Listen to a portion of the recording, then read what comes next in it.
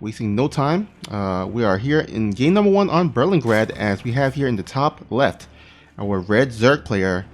He's playing for Kazi Gaming, hailing from Korea. It is Solar.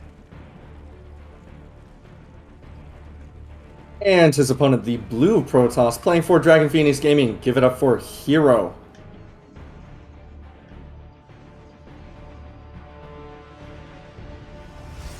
Alright, so if you guys are not familiar with the Brawlers Club, basically we're going to have ourselves a best of 5 series. 3 different series, in fact. It's going to be a round robin of 4 players.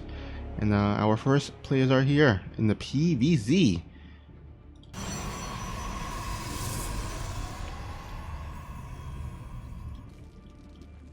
So Snoopy, I don't know if you've heard, but we've actually had a balance patch. Isn't that crazy? Yeah, it's pretty unexpected. A nice surprise for sure. I remember like back in previously when we were casting tournaments.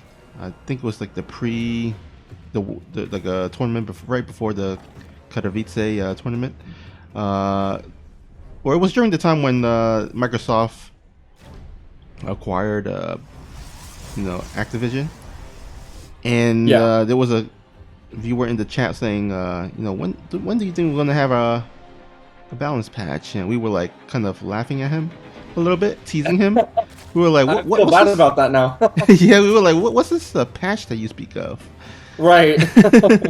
And lo and behold, yeah, Blizzard has released a balance patch. Oh yeah, definitely really sort of unexpected. When it was first announced, my friends and I thought it was a joke because it kind of came off very informally, but hey, I'm actually quite happy that they had some very mild changes. I think that it'll help to change up the matchups just a little bit.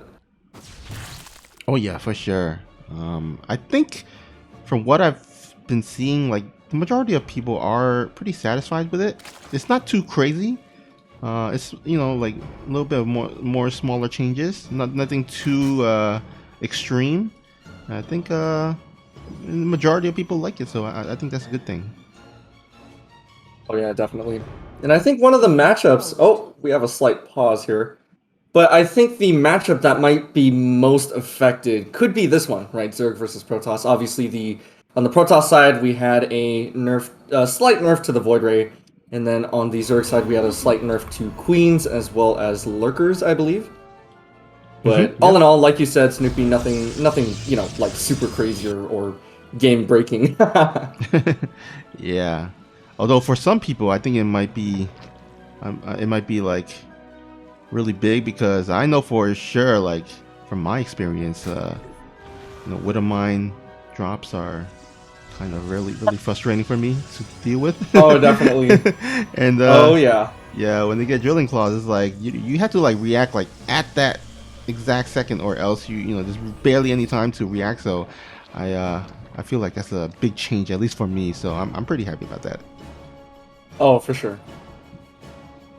It's like you have to basically already be looking at the screen. Otherwise, if you try to scroll to it, I don't think it's going to work out. Yeah. And, well, it looks like Solar is looking at his screen as he does fly in with the Overlord. We'll see the War Prism, and I think he's going to definitely expect a Disruptor drop. Does he see the robot? Yeah, he does see the robotics facility, so yeah. Really like this opener. We don't really see this too often, or at least I don't. But I think that it's always very entertaining to watch. Oh, and look at this! Hero is going into a double Stargate follow-up. Interesting. Oh, he's gonna be stuck on 2 bases for quite some time. Yeah, these Lings doing a good job of just making sure that his opponent is just not really quite able to take the third yet, although I don't think that is Hero's goal, as he does start warping in Zealots. So these are slow Zealots along with the 2 Disruptors in the War Prism. This is such an interesting attack. Does Solar have enough to defend? So far, the Lings are going to come around for the wraparound. The Disruptors are dropped out, and they're not going to target the drones. They're actually going to target the Larva after just sort of bypassing the queens. Very interesting engagement. Yeah, very interesting engagement and very interesting build. It's not something you see too often, and it looks like Hero, he's gonna actually transition into Phoenix with +1 air weapons as well. Meantime, the Disruptor drop is still ongoing, although he's got to be careful that War Prism is down in its life and its shield. So, I mean, the last thing he wants to do is lose this because he has invested a lot into this opening. Oh, definitely. Speaking of large investments, look at the sheer number of zealots. I think that's such an interesting choice, right? It deters the Lings from being able to really get any sort of damage done. Speaking of Lings, they come back in, confirming that the third Nexus only just now comes down past the 6-minute mark, which is quite late. So I think that Solar definitely suspects there is some sort of aggressive follow-up.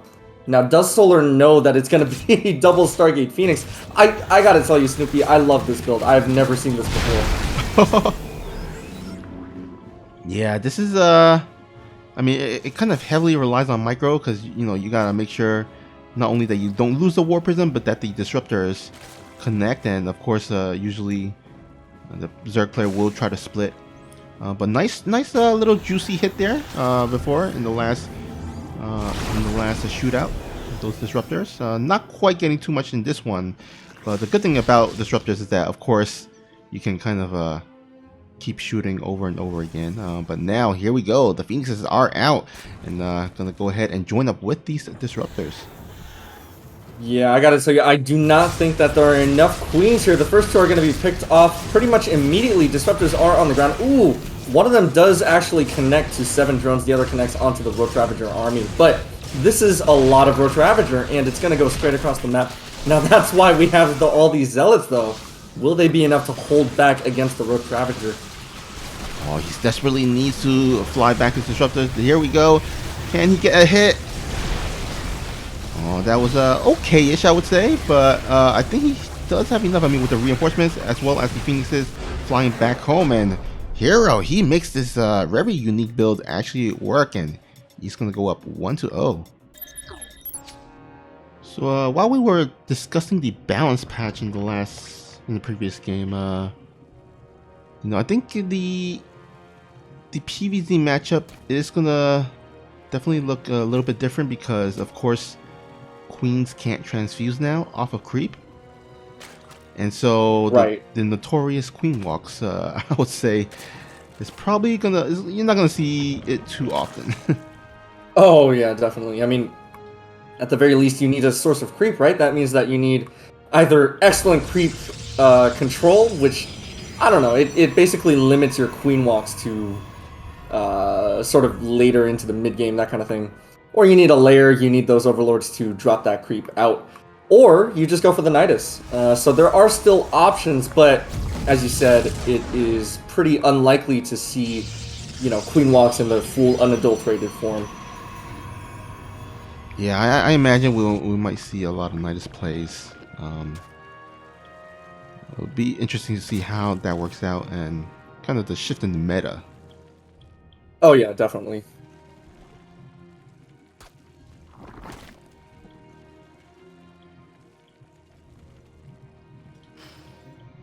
Okay, so we do see a delay on the Warp Gate upgrade at the Cyber Core, meaning that Hero's likely going for a Stargate opener. Who knows, maybe this game will get Phoenix opening into Disruptors. Well, I'm sorry. Looks like Hero's actually electing to go for a robotics facility now. The delay on the Warp Gate might signal to me that he's trying to trick Solar, because I think if you were Solar in Solar shoes, you would probably be thinking the same thing, like, okay, the delay on the Warp Gate, probably Stargate opening, right? Gotta save that gas. Definitely. But yeah, a little bit of a mind games, it seems like, from Hero, as he has gone for a robotics facility instead.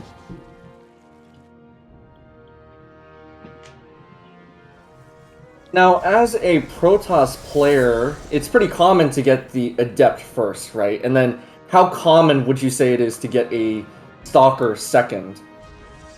Yeah, I think I guess it depends on the build. Of course, if you're going to go for Stargate, you might want to go for a second Adept to, save that extra bit of gas and invest into the Stargate tech.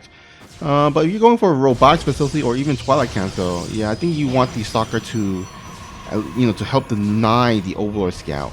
Kind of make sure he's not scouting your base. But luckily for him, yeah, Solar does not quite see too much. And oh, looks like Hero's going for the same build as last game, I think.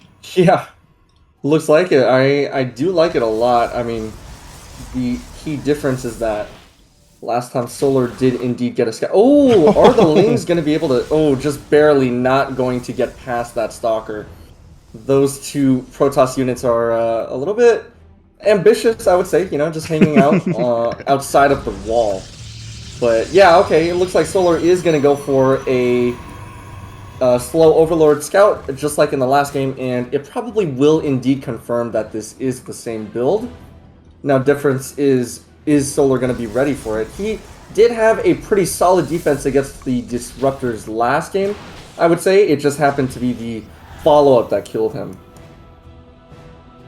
Yeah, he definitely did not anticipate the Phoenix transition, for sure.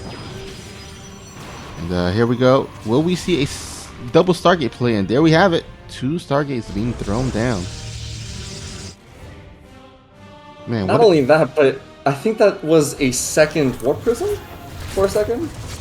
No, but he must have canceled it. Anyways, the Disruptor is not going to be able to connect on too many drones just yet. The 2 Zealots are going to keep the Queens busy for just a little bit. But look at that Warp Prism go. That Warp Prism, I believe, has the speed upgrade. That Queen is doing a little bit of work on it, however. Finally, the Zealots are going to try to engage. The Spore Crawler is going to zone away the Prism as well. Prism getting very, very low on health, but it will escape with the Disruptor alive. Yeah, that's the important thing. He does keep his Disruptors alive, or actually just 1 Disruptor. That's interesting. He's actually elected to go for 1 Disruptor, while in the previous game he went for 2 instead.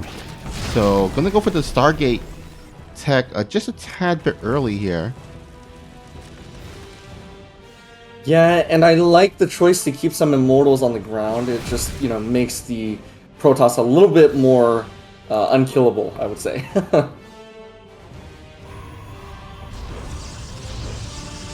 But I do have to say, I really like Solar's Spore placement. It is not going to prevent this Warp Prism from coming in through the angle. Once again, Disruptor is going to shave off 2 workers.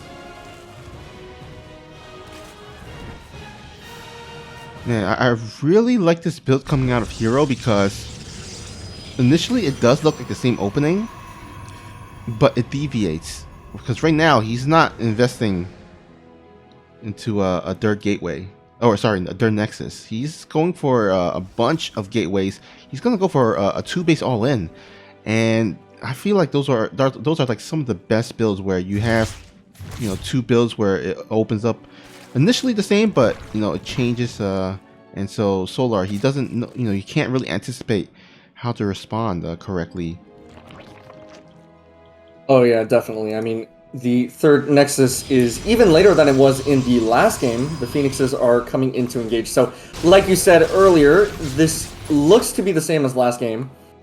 Difference is it's going to be a lot more gateway heavy. But are the gateways going to... Okay, so we do see the Lings coming in trying to get the cancel on the 3rd Nexus. Oh, okay, cancel comes in at the last second, but these Immortals on the ground are going to stand their ground against the Ling Roach for now.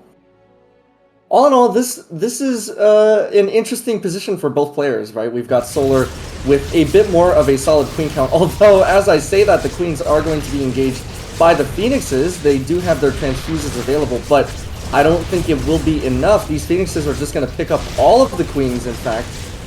Spore Crawler does have to reinforce as well as some additional Queens, but these Phoenixes are getting in really, really good damage. Yeah, that +1 doing really well for them. I mean, especially because Phoenixes, their DPS is higher compared to other air units such as like the Tempest. So that +1 weapon attack does really help out. We do see Solar try to go for a little bit of a a hit here at the front, but Hero does have enough immortals. Those are some scary immortals, especially since they're, you know, near the shoe battery there, as well as the War Prism with the Disruptor. That's still alive, so that's really good for Hero, so that if in the big engagement he can kind of shoot one Disruptor to kind of zone some of the roaches out.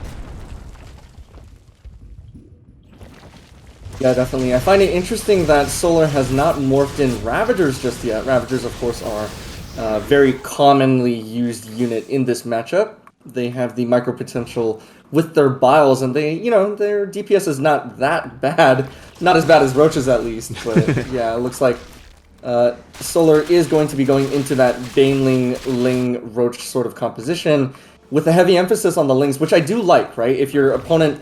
if you're Zerg and your Protoss opponent has a bunch of Phoenixes, yeah, just make a bunch of Lings, right? Phoenixes obviously cannot pick up all the Roaches, or excuse me, all the Lings, but anyways, we do see the Disruptor drop still doing some pretty nice work, you know, keeping Solar on his toes, killing a few Roaches and Lings here and there. Yeah, and it's also important to note that this type of playstyle that Hero is going for, it's really micro-intensive. Not only do you gotta micro the Phoenixes, but also the Disruptor and the War Prism. So a lot of micro APM resources invested into this harassment here. Oh yeah, definitely. It takes so much skill to be able to play with one of these comps, let alone both at the same time. Yeah. Pretty crazy indeed. What is this? Hero is going to take his 4th Nexus, but it looks like he's going into a Blink-focused army composition. Now, is this going to be something like Blink Disruptor? Because we do see an additional Disruptor at home, but I feel like this is mostly an Immortal-based army. I'm not too sure about this. You know, considering the number of Lings out on the field, this move out could be a little risky. Yeah, I mean, if he can kind of get into an area where he can kind of force field, maybe that can work out.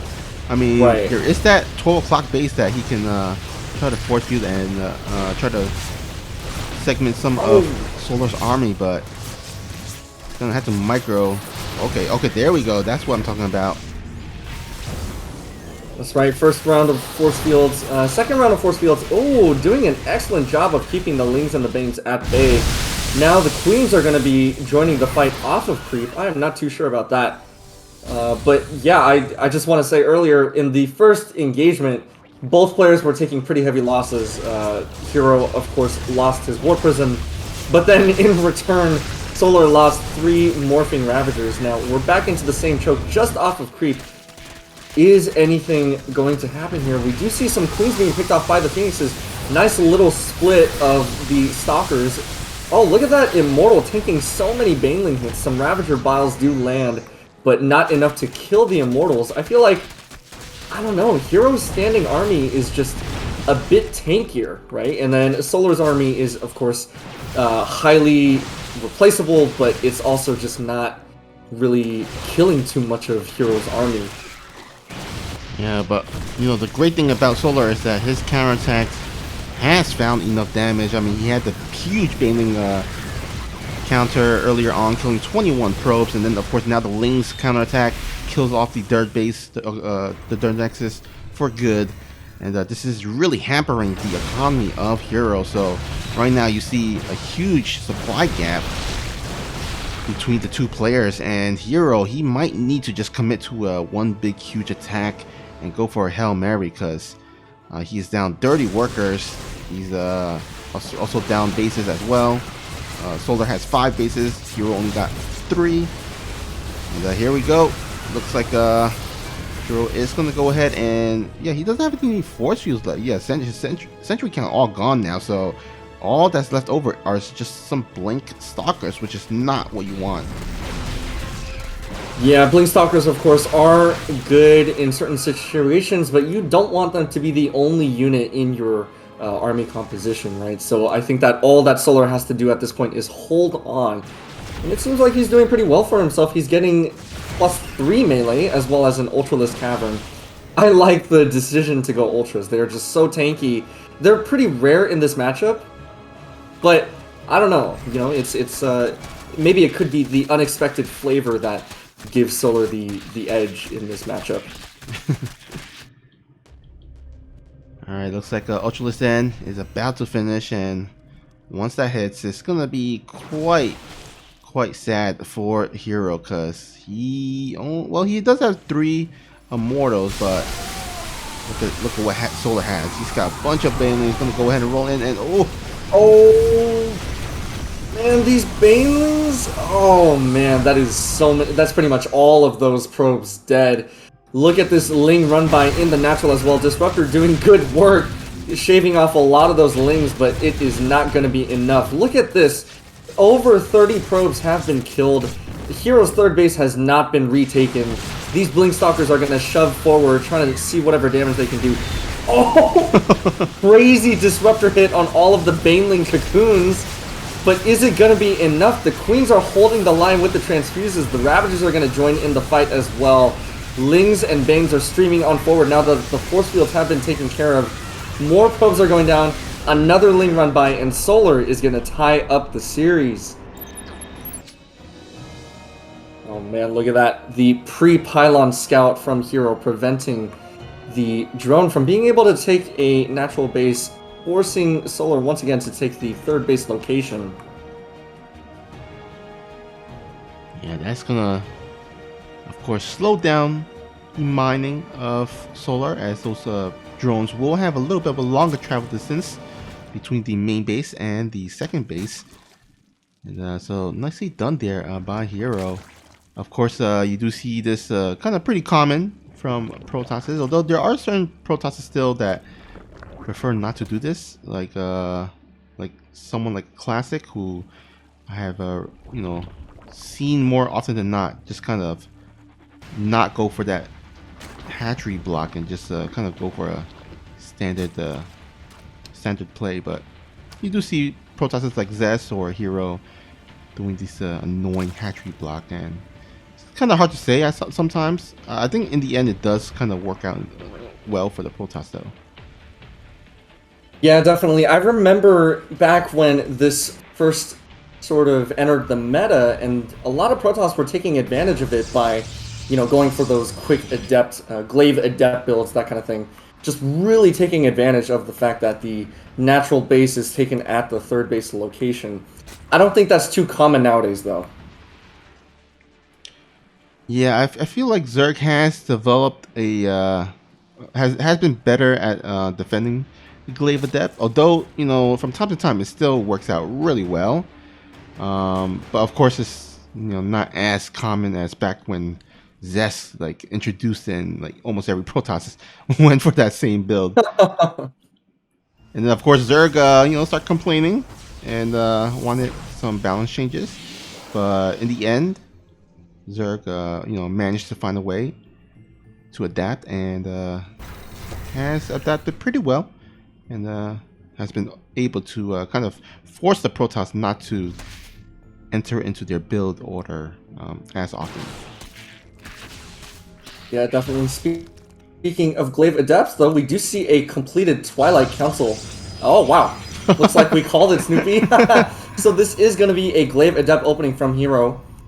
Exactly what we were literally just talking about. Now, question is, will Solar be ready for what is to come? And also, how committed is Hero to this build? Of course, we do see a lot of variants to the Glaive Adepts opener. We do have some 2-base all-in variants where the Protoss might go for something like 6 gateways. And then we also have some not-so-committed builds where the third Nexus is still taken on in a relatively timely manner. But the trade-off is that not as many Glaive Adepts are built.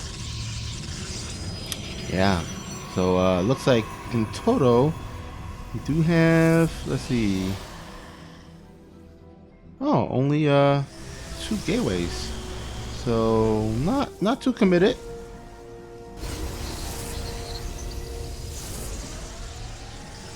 Oh, and that is why we do see the DT Shrine follow-up. Very common follow-up to Glaive Adepts, but yeah, it is a little curious that Hero only has 2 gateways and no third Nexus right now. Yeah, I was about to initially say if he's going to go for the Glaive Adept build, he might want to go ahead and go for the Dirt Gas right underneath the Overlord to make him overreact.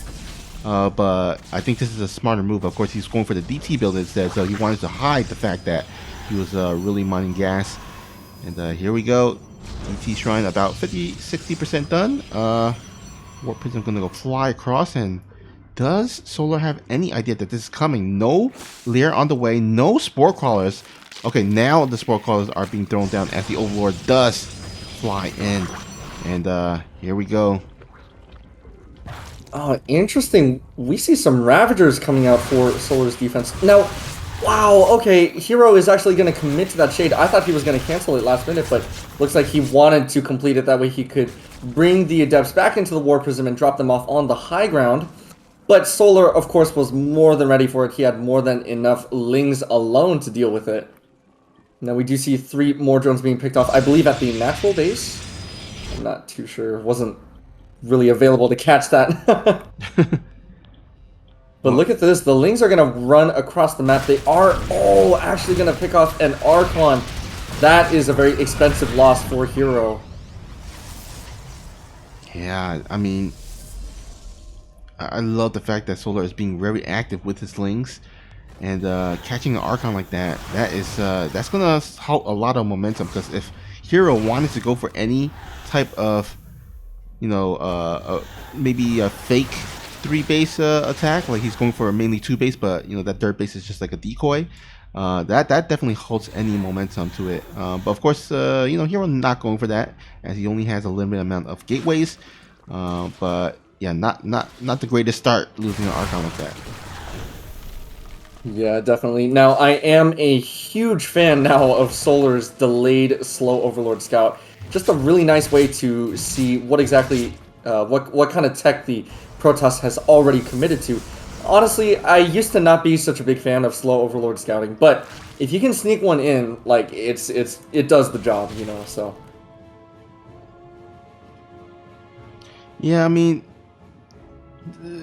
it's best if Zerg doesn't have to invest those gas into the researching the Overlord speed. But sometimes, you know, the main base might be too big that you really have to commit to the upgrade, the Overlord speed upgrade.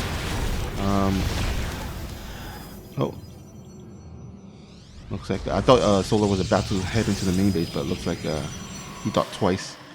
Anyhow, we do have. Let's see here. How many Immortals is that? 4 Immortals on the field. I feel like Hero might be ready, or starting to get ready to go for an attack here. Yeah, looks like that might be the case. Of course, Hero has been sort of vulnerable to Solar's counterattacks, though. I mean, just now we saw that Ling run by, taking care of not only a shield battery, but almost taking care of that Immortal as well. We did have some Ling run bys earlier in the game as well. Just sort of relentless with the Ling run bys, and I do like that a lot. But speaking of being relentless, it looks like Solar is getting ready to move out. This is interesting. So are these players going to engage in the middle of the map, or are they going to engage closer to home? Looks like these Stalkers are going to stand their ground. First set of force fields are going to block off about half of that ramp. Ooh, some Biles do actually connect. Not enough to kill anything just yet, but a lot of the Lings are going to be shaved off pretty much immediately. However, the Roach Ravager is going to keep on moving forward. Shield battery overcharge is popped. Hero is going to start having to juggle these Immortals pretty soon. Stalkers are going to blink backwards. Is this going to be enough to hold? I am not too sure. Lings are going to reinforce as well. I think Solar might have just broken through. Oh, but it looks like Hero just sniped off the Overlord, the Overseer. So he's going to try to rely on the DTs to kill the rest of the army, but I don't think he's going to kill this group of Ravagers and Roaches fast enough. Oh, definitely not fast enough. Look at that. Pretty much all of the probes have already fallen. Another Overseer in place. Or no, I'm sorry. Those Ravagers could not actually see the DTs, so those were just some random pot shots, which is actually a very good move. Oh, a huge Disruptor hit. Obviously, still not going to be enough to save Hero from this game, but definitely the best that you could ask for in that situation. Solar is going to take the lead. So Snoopy, what do you think of this map? Do you think that it's one of the more Zerg favored? Do you think that it is Protoss favored? You know, I think it's It's pretty well balanced, I would say. Although it does tend to lend itself to for Protoss to go for more airplay, I would say, because the ground pathway is very kind of zigzaggy, especially with the rocks. So I think you do often see Protoss go for more of a airplay in this map, which might be a nice good change up, because in the previous couple games we have seen Hero go for more of a Twilight Robo type of opening, right? So maybe he can kind of switch it up, and kind of maybe it could work out better for him, so that he can kind of pick up this victories, because the back is against the wall. He's gonna have to either win this or he's gonna lose this series.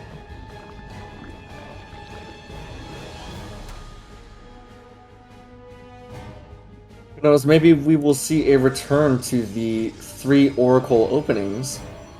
Well, to be fair, I feel like they're not too common, but they're still somewhat common. You know, I'm just waiting for a Protoss to go for like a 8 Oracle opening. Oh, I love it. Yeah, you remember back, especially with somebody who, yeah. Oh, go ahead. Oh, I was just thinking, with somebody like Hero who loves his micro, I can definitely see Hero going for that kind of thing. Yeah, for sure. Like, it used to be a thing back in the day, right? I mean, Protoss will open up with like mass Oracle, like maybe 16 Oracles or something like that, something crazy. Yeah, I wonder what the optimal number of Oracles is. I mean, obviously, 1 Oracle already has such high DPS. They can basically 2-shot. I believe 1 Oracle can 2-shot a drone, something like that. So if you have it's a little bit of overkill for just killing drones, but I'm sure that there are other applications to that. Oh, but look at this. So Hero does not care that there is a patch. I'm pretty sure he didn't get the memo. He is going to go for a Void Ray opening. I'm kidding, of course, right? The nerf was obviously not that big, but it's just interesting to see Hero still going for the Void Ray opener. Yeah, I mean, it costs a little bit more minerals, and also takes just a little bit longer to make. But looks like Hero's gonna go ahead and just go for it.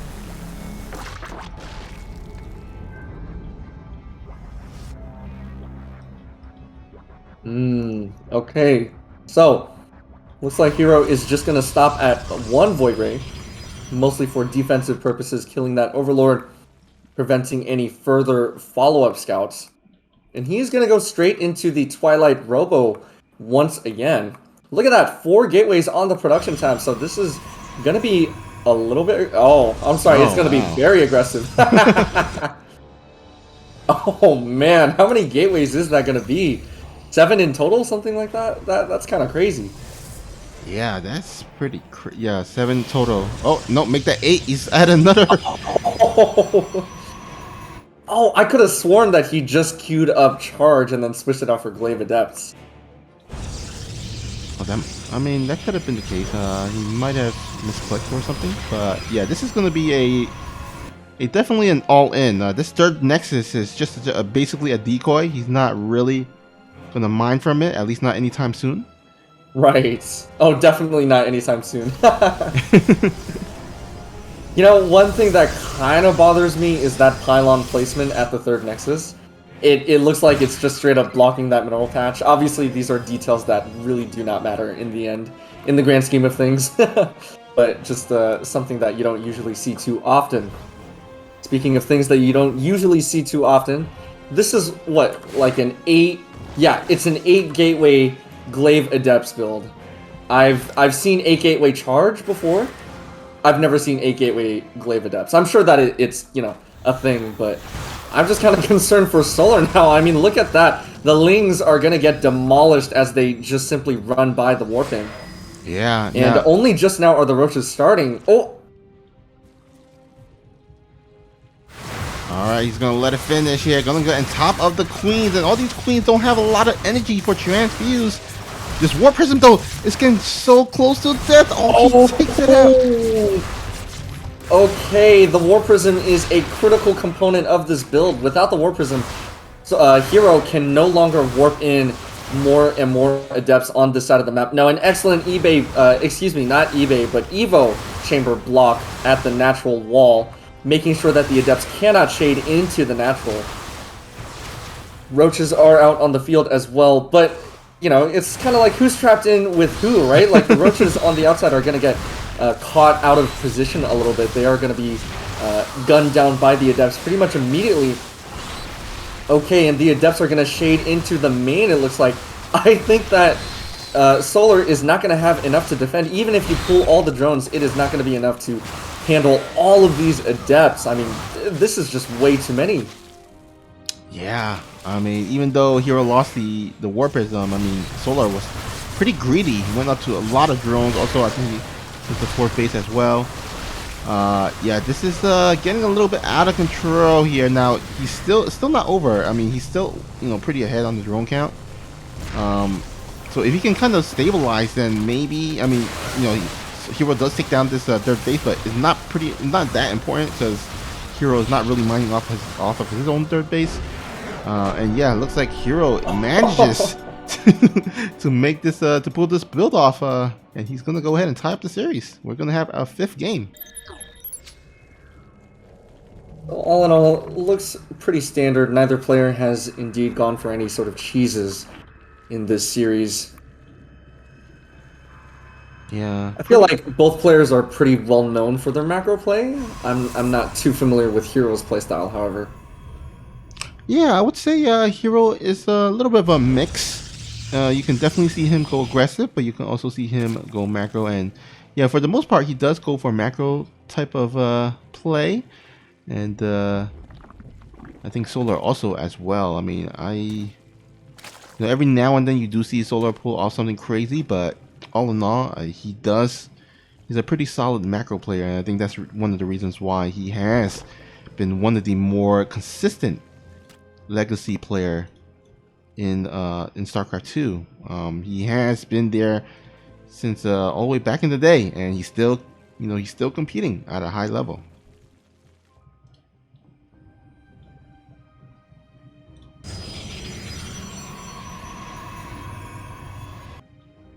Alright, looks like we are going to see a Twilight opener for Hero.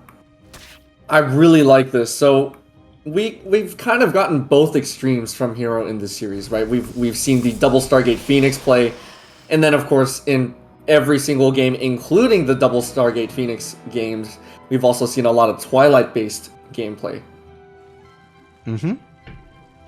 So very versatile build orders under his belt, which is a great thing because, you know, you want to keep your opponent guessing. You don't want to go for the same thing every time, right? Oh, for sure. Unless you're like crazy strong at it, like, like you know, I've seen some Protosses. You know, I'm not gonna name names that goes for cannons all the time. Yeah, for sure. Oh yeah, I think we all have our own cannon demons, and it's not just people of the caliber of Solar. You know, we've all faced those kinds of players. I'm sorry, not that there's anything wrong with it, just that they live in either fame or infamy, depending on how you look at it.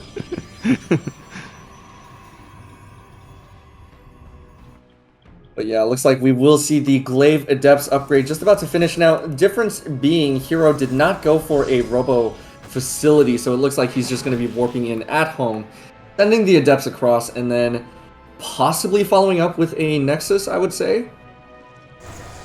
Yeah, I mean, he hasn't committed into 8 gateways like in the previous game. It looks like there's only going to be 5 here. So it's semi-committed, but not too committed. He can definitely transition into a 3rd Nexus and macro play. But he should expect to do at least some decent damage, because again, this is a 5 gate. Oh, actually, never mind. He's going for a 2 Stargate follow-up once again. Oh, interesting. Now, Solar did, of course, see the Adepts moving across with his Lings. Solar has been very good about his Ling positioning in this series, right? Just constantly out on the map, constantly checking what his opponent is doing.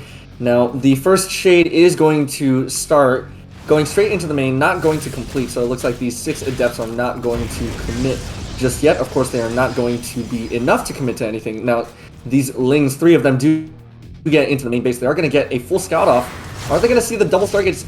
They are. Wow. Okay, so Solar is basically more than ready for this. Now, these 6 Adepts did get into the main. They are going to start shading on out, but not without taking a bunch of drones with them first.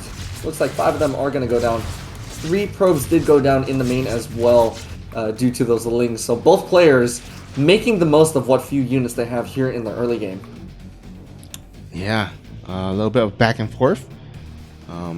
Both players basically trying to kind of hit each other. Well, not, I guess not Solar really. He's mainly there to scout, but yeah, a little bit of harass here and there. Now, all in all, I would say I do favor Solar's position, just because, yeah, he did lose more drones than Hero, but look at this. Hero doesn't have a third base still. He's trying to make this Phoenix play happen, but you know, of course, Solar with the early scout will start preparing for it. He's getting his Hydralisk in, he's getting the Spore Callers as well. All he needs to do is make sure these Adepts don't go crazy on him and start killing, you know, multiple workers. Yeah, definitely. Looks like Solar will be taking a pretty significant worker lead as well, which is to be expected, you know, given the matchup. But yeah, like you said, as long as the Adepts are not allowed to go too crazy on the mineral lines, as long as the Adepts don't get too much damage down. But these Phoenixes are making pretty short work of this Queen. One of them just barely doesn't fall. Pretty good Spore placement. I really like putting that Spore on the low ground as well. Lings, of course, are going to poke and prod at the natural wall, just trying to see whatever damage they can do. Catching a stray probe as well. All in all, given the amount of Phoenixes that are out on the map, I'd say that 7 drones is not too bad. Solar, of course, going into the Hydra-based composition to sort of counter these Phoenixes. Now, the only problem with this is that if you catch out these Hydras individually, as these Phoenixes are right now, they all of a sudden become a very expensive loss, right? Hydras are not that cheap, and Phoenixes are very, very much more mobile than their ground counterparts. Yeah, this is going to be important for Hero, especially since he took the third base closer to Solar's base, which means that if Solar did not lose all these Hydralisks and he gathered up all his Roaches and Hydralisks, he could have actually hit Hero pretty hard. But slowing down the, killing off these Hydralisks one by one, slowing down the push, that kind of buys him enough time to, you know, kind of start establishing that third base and getting his enough units to defend if Solar decides to go across the map. But here we go, Hero once again going for that Adept harassment here. Now, actually, these Adepts get on top of the Hydralisk, which is pretty good because they do extra damage to light units. That's right, and with the Phoenixes to back them up. Now, question is, do these Phoenixes even have enough energy to continue lifting? Looks like a lot of them are quite low on energy. More Adepts, the same Adepts are going to be on the low ground, shading back into the main, into the natural. Looks like they will complete the shade once again. These Phoenixes are just such a funny sight. I mean, the last time that they were not in a place that was covered by creep was a long time ago, and it looks like Hero is going to take the series 3-2. Some excellent Stargate play and some excellent Twilight play. Phoenix for the win.